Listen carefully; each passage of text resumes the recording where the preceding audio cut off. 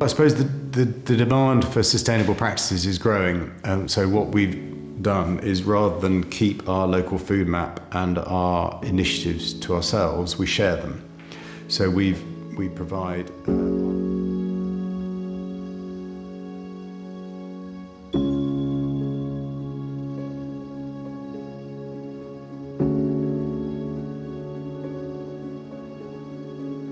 My name's Anthony Davison. I'm a fifth generation farmer, and I started BigBarn because I was rather depressed with the fact that we were working so hard on the farm and earning very little.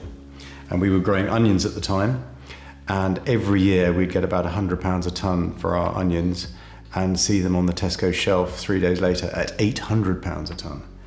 So the idea of BigBarn was to try and encourage local trade so that we, for instance, could sell our onions directly to local people at, say, £200 a tonne, and they get them at a quarter of the price, but we get double the money.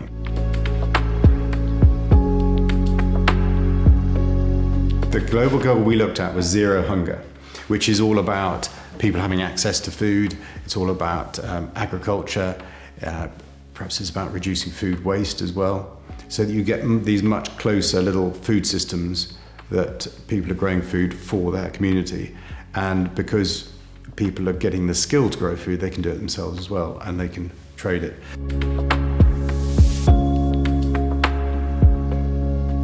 Well, I suppose the demand for sustainable practices is growing, so what we've done is, rather than keep our local food map and our initiatives to ourselves, we share them. So we provide our local food map with a bit of code so that anyone can have it on their own website. And the need for more and more people to do this, it could be really good. The need for people to do sustainable practices and companies trying to do the right thing is really good for us, because we can then provide them with our local food map rather than having to spend a fortune advertising it.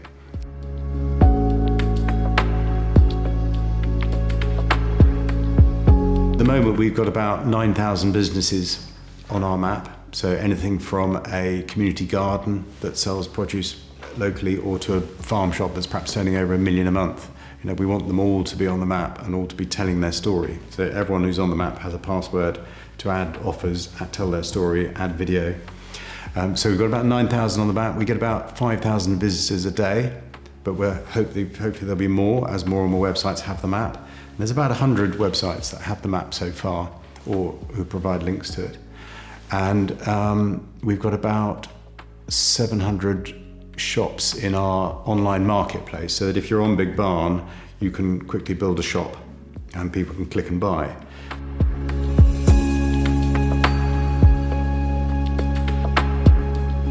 Well, I think now is the best time to encourage change, and I think the schools are the way to do it, because all of our main influencers are the kids. Those are the ones we really listen to.